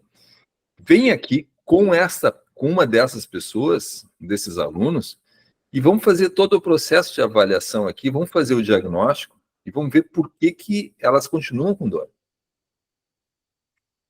Vamos descobrir de onde vem isso aí. Nem elas sabem. Vamos descobrir de onde vem. E é exatamente essa questão eu abordei quando eu falei sobre dor crônica. Que exatamente esse tipo de aluno que você está citando é que nós podemos ajudar muito com o método R2FT. Não, os meus alunos, que eu estou comentando com eles, né? Manda eles aqui e vem junto. E vem junto. Vem acompanhar a sessão aqui. É o que eu te recomendo fazer. Tu vai ver que a gente vai ajudar essa pessoa. Porque, como eu te falei, se a pessoa está com dor, se a pessoa está com problema, se a pessoa está com desequilíbrio, ela está disfuncional. E nessa hipótese, se ela está disfuncional e você manda ela fazer qualquer coisa, ela não vai ter uma experiência bacana. Ela não vai querer fazer. Ela quer se jogar, ela quer, porque tudo que ela faz dói.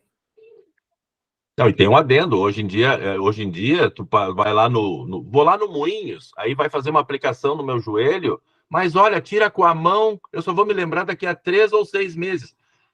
Só um pouquinho. Tu não tá tratando, tu tá desligando. O negócio lá tá arrebentando. Ai, mas me dá, eu consigo dormir. É o que eu digo, a orientação que eu dou é a seguinte para as pessoas com relação à medicação. Tá? A medicação tem um uso legítimo, que é exatamente essa. Né? Se você está numa situação na qual já está de noite, você está com dor, não tem como fazer nenhum tipo de intervenção em lugar nenhum, o que você vai fazer? Vai tomar um analgésico, tomar um anti-inflamatório para poder dormir. Mas a situação tem que ser abordada clinicamente de alguma forma. Tem que descobrir de onde vem essa dor, porque essa dor que a pessoa está sentindo, como eu falei para vocês, no módulo, na partezinha ali de dor, pode vir de um monte de coisa que está gerando essa dor. Não vamos assumir que é só desequilíbrio muscular. Pode ser patologia estrutural, pode ser desequilíbrio muscular, pode ser processo inflamatório, pode ser questões emocionais. É essa a charada que nós temos que resolver, que ninguém resolve. A razão pela qual eu estou aqui, ensinando isso para vocês, é porque eu faço isso há muitos anos e com sucesso.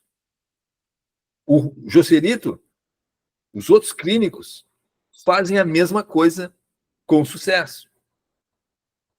E que ninguém mais consegue fazer. E é por isso que o que nós fazemos aqui, da maneira como nós fazemos aqui, só nós fazemos. É fato. É fato. É fato. Miofascial está cheio de gente que faz aí.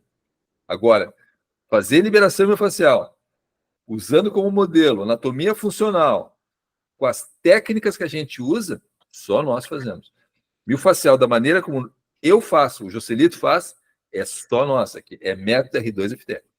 Eu fiz 7 anos de Rolfing e te digo que abandonei o Rolfing, porque assim, ó, toda semana o cara ia lá e toda semana fazia um negócio, mas assim... Mas o Rolfing é mecânico, né, velho? O Rolfing é biomecânico. É aquela parada, bota os ombros assim, bota os ombros assim. É ou não é? É. É mecânico. Mas toda semana eu voltava lá torto de novo. Não, porque não se aborda a causa do desequilíbrio. Prof, deixa eu te perguntar uma coisa. Enfim, eu olhei as últimas aulas hoje de manhã, né, que eu não participei, e aí falava-se muito do conceito de propriocepção, né, e o quanto isso gera confronto em várias áreas da saúde, né, principalmente física, educação física, e como a gente lida enquanto profissional com isso. E agora, vendo a aula, né, e também tinha lido algumas coisas da matéria, entendo que os desequilíbrios musculares, na verdade, provêm de questões de disfunções proprioceptivas, é isso?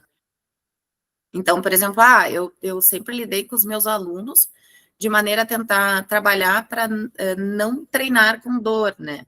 Então, sempre tentei identificar no início da aula aquela pergunta básica, às vezes antes ou em algum momento da aula, né? Dor em algum lugar, como tu está hoje para treinar, sente, enfim, que nós estamos acostumados com isso, né? E sempre pensei de maneira agonista, antagonista, né? As funções do hábito da pessoa, se ela trabalha sentada, se ela tem já uma tendência cifótica, se ela tem uma tendência hiperlordótica, como que eu poderia trabalhar, né? Onde eu devo forçar mais? Então, isso influi no volume semanal da pessoa, né? Acredito que é assim que a maioria dos colegas... Acho que não é assim que a maioria trabalha, mas não. Eu acho que, por exemplo, e a razão pela qual precisa trabalhar diferente de um hiperlordótico.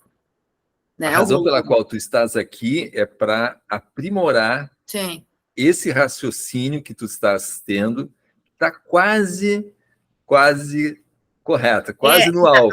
A dúvida que eu fiquei um pouco, que está ainda um pouco confuso, é, por exemplo, alguns alunos meus que têm desconforto lombar, né? Tá facilitada, né? Alguns alunos eu consigo ali na autoliberação, eu estou presencialmente, consigo entender ali no momento da autoliberação, começo, né, identificando, tento pegar uma abrangência maior para tentar sentir o músculo ali, né, numa bolinha maior, mais molzinha, depois uma mais durinha, para a gente entender aonde que está, né, o que está facilitado. E aí, às vezes eu me pego, bom, tá fraco ou tá forte? Né? O que tem que fazer? Tá inibido ou tá, né? Então, isso agora, para mim, tá começando a se clarear um pouco mais. Mas é complexo, porque se eu trabalhar só antagonista e agonista, às vezes eu tenho que pensar, tá, mas e os sinergistas, né? Se eu for olhar para os trilhos, né? Acho que a prática é que vai fazer melhorar um pouco esse pensamento, né? Entender tudo, é que assim, ó, tudo em qualquer modalidade, qualquer área da ciência, a gente, para poder trabalhar com os problemas físicos, a gente tem que ter modelos mentais, né? Sim. Então, por exemplo, se você é um contador, qual é o modelo que tu vai usar? Aritmética. Soma, subtração, multiplicação, divisão. Agora, se você é um engenheiro espacial, está calculando, projetando uma nave para chegar em Plutão, e for tentar fazer isso só usando aritmética, não vai funcionar. Uhum. Vai precisar usar cálculo integral para fazer isso. E nós aqui na neurofisiologia, na medicina, na educação física, a gente tem que usar os modelos corretos. Uhum. A questão toda é a seguinte, que os modelos que nós utilizamos aqui na R2FT, eles são muito novos. Muito novos significa 30 anos para cá. Sim. De modo que nem cientificamente muitos desses modelos foram comprovados. Apesar da extensa comprovação clínica que existe, cientificamente falando, assim, com programas de estudos bem escritos, com bastante embasamento, isso não foi feito. Uhum. O que existe é um início de trabalho científico ali a partir de 2005, 2006, com Stuyvesant, enfim, com todos esses cientistas que colocaram a fáscia no microscópio eletrônico e começaram a estudar cientificamente a face, mas é tudo muito recente. Mas existe a comprovação clínica, né? Quer dizer, esses modelos mentais que a gente utiliza aqui dão resultado prático. Funcionam. Então, é esses modelos que a gente vai ter que aprender ao longo deste ano, né? Com a repetição. Mas eu garanto a vocês que de tanto a gente repetir, porque eu vou repetir isso aqui à exaustão, a gente vai aprender. Jeff, como é que está aí a coisa, Jeff? Não falou nada até agora. Está aí ainda ou já morreu? Estou aqui, professor. Eu fiquei com dúvida na seguinte questão. Assim, é claro que foi um conteúdo bastante extensivo. Levanta um pouquinho o teu áudio, porque eu estou ouvindo muito fraco. Assim, foi um conteúdo bastante extensivo. Ficou melhor? Sim. Como é que tá aí? Então, aí eu fiquei com dúvida ainda com relação à inibição e a questão da fraqueza. Uhum. A questão da inibição, você disse que pode gerar vibração, né, nos músculos, e a questão da fraqueza seria... Também. Assim, também? A questão é que a diferença entre inibição e fraqueza é que a diferença entre inibição e fraqueza é que fraco tu vai encontrar numa pessoa com sarcopenia. Uma pessoa idosa com pouca massa muscular, essa é uma pessoa fraca. Pessoa com atrofia muscular, com sarcopenia, entendeu? Essa é uma pessoa fraca. E a inibição tu vai encontrar em atletas. Ou pessoas normais, com massa muscular normal, mas que quando você bota essa pessoa para trabalhar, numa carga baixa e ela apresenta um esforço físico desproporcional à carga que tu está aplicando ali. E ela, com isso, ela vai sentir cãibra direto, cãibra batata que ela vai apresentar, ou o músculo começa a fibrilar, trepidar. Então, são sinais de inibição. E no caso das pessoas idosas, você pode ter as duas coisas. A pessoa pode estar fraca e inibida. Sim. Agora ficou mais claro. Assim. Eu estava um pouco confuso com essa questão. Está um pouco barulho aqui, mas deu para entender, sim. Lucas, alguma pergunta? Sem perguntas. Achei bem interessante os conteúdos. Um pouquinho mais alto o teu mic, por favor. Tá. Sem nenhuma pergunta, achei bem interessante os conteúdos e achei bem legal participar da aula. As outras não tinha conseguido participar por causa do horário de trabalho. Não tenho dúvidas por enquanto. Obrigado. Legal. Laura, tá conectando os pontos na tua cabeça aí, Laura, com a tua... Que na verdade essa questão até que o Jair falou, isso dos facilitados e inibidos, eu acho que é o que mais pega, assim, a gente está começando, né, a estudar e até ver às vezes o antagonista, tá, mas esse aqui está facilitado, esse aqui deveria estar inibido, mas nem sempre é assim, né? Então eu acho que é tudo que na prática que a gente vai conseguir vendo, até mesmo na prática que a gente vai fazer, né? Sim. Já para ir treinando isso, assim, e sentindo, né? E, claro, estudando e vendo, porque, como tu falou, não é uma ciência exata, né? A gente tem que mesmo praticar e para poder, né, identificando ali os sintomas e vendo, porque isso não... Se fosse fácil, assim, se esse está facilitado, o outro vai estar inibido, e ponto. Essa é a questão, A reabilitação neuromuscular não tem receita de bolo. Ela tem esses princípios que a gente está mostrando aqui, mas receita de bolo não tem. Não dá para botar uma colinha e dizer, é sempre assim. Vai ser assim. Não, que não vai ser sempre assim. Não vai ser sempre assim. Um caso, mas foi muito boa aula. Assim. Jocelito, quer colocar mais alguma coisa? Sim. O quanto é importante eu participar até hoje dessas reuniões. Né? Então, como o Ivan falou, né, não é em um ano que vocês vão dominar esse assunto. Né? Então, está começando tudo, mas que de cada encontro vai ser repetido tudo isso. Né? Vai ser enfatizado, principalmente essa questão de músculo facilitado, músculo inibido. Isso aí, daqui a pouco para vocês vai se tornar uma coisa natural. Né? E no dia da prática, né, do nosso encontro presencial, vocês vão ver. Bem interessante. O Jocelito vai estar lá nos auxiliando, assim como o Luiz, talvez o Romualdo Posse, talvez Perfeito. O Marcos também vai estar lá, quer dizer, vai ter bastante auxiliar lá para nos ajudar. Ótimo. Vai ter bastante auxiliar. Pessoal, nós estamos batendo agora em 2 horas já de aula aqui. E, para mim, está encerrado nossa sessão de hoje. Conseguimos matar toda a teoria em 13 encontros, de modo que vai chegar lá na prática, dia 23 agora, já bem aquecidos. Vai ser uma coisa bem tranquila, bem tranquila mesmo, né? Porque não vai ter correria. Eu acho que essa edição deste ano vai estar sendo pintando ser a melhor de todas até agora. Então, por mim, está encerrada essa aula. Se alguém quiser colocar mais alguma coisa, senão podemos desligar. Professor, só perguntar como é que está o clima aí, porque eu nunca fui para essa região.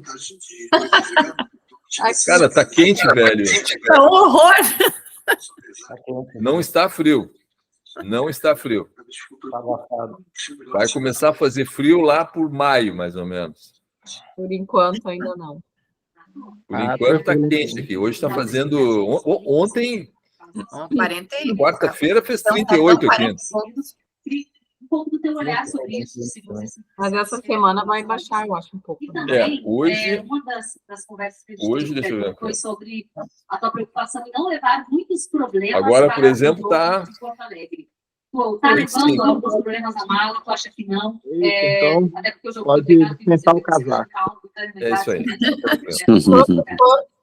Uma pergunta só, assim, de tudo que a gente estudou, ou coisas que a gente não viu ainda, o que tu acha que seria interessante mais de você mostrar na apostila? Porque como Não, Laura, tem um mic que está aberto aí.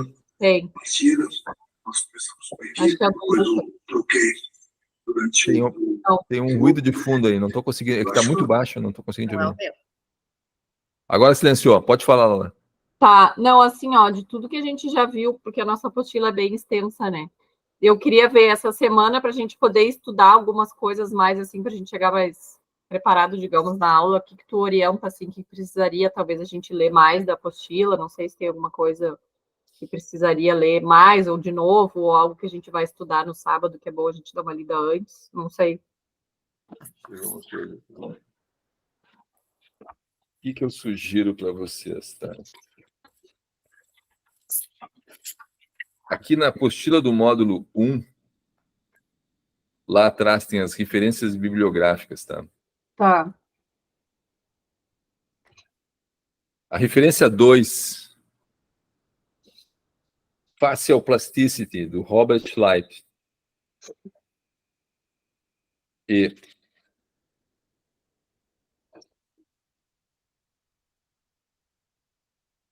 a referência 13, que é do Philip Page. Esse livro 13 aqui, o autor não é o Vladimir Janda. O Vladimir Janda não chegou a escrever um livro sobre a teoria dele. Mas esse cara aqui, o Philip Page, escreveu. Então, esse livro aqui, o número 13, é o livro do Vladimir Janda, onde está todo esse conteúdo teórico que eu coloquei aqui para vocês. Tá? Em português,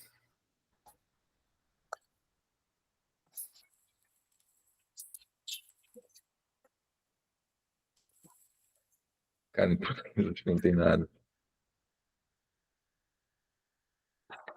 Cara, em português acho que não tem nada, né? Em português acho que lamento, mas em português acho que não tem nada.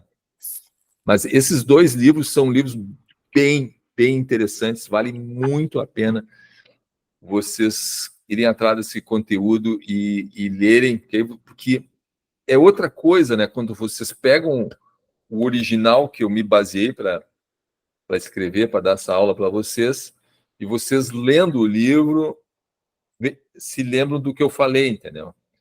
Aí fica muito bom isso para vocês. Porque eu dou uma visão prática da coisa, né? Ali, lendo o texto, naturalmente, é mais seco, né? Mais difícil, né? Mas vocês vão correlacionar as coisas que estão lendo ali com o que vocês viram aqui, né? Então, vai aprender bem assim, dessa forma.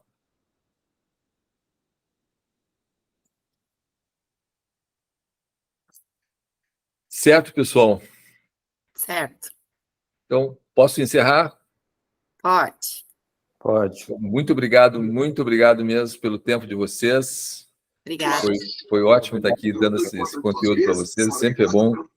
Muito obrigado, Jocilito, pelo teu tempo aí. É um prazer. Cara, abração para todos vocês. Tenham um ótimo final de semana, uma ótima semana.